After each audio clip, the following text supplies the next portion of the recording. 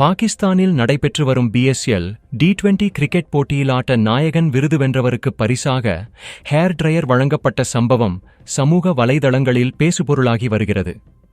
இந்தியாவில் IPL cricket போட்டி நடப்பதைப் போன்று பாகிஸ்தானில் Pakistan super league PSL cricket போட்டித் தொடர்கள் 2016ஆம் ஆண்டு முதல் நடந்து வருகின்றன.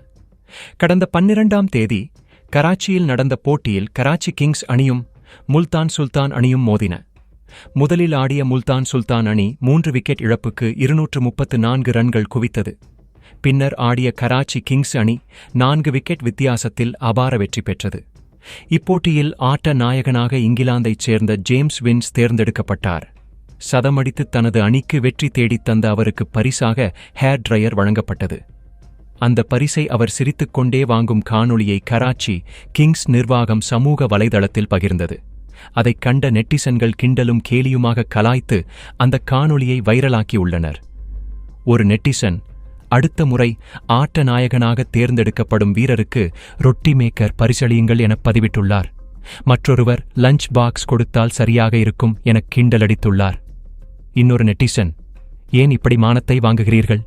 PSL-ஐ பிரபலப்படுத்துகிறீர்களா அல்லது அவமானப்படுத்துகிறீர்களா என கேள்வி எழுப்பியுள்ளார்.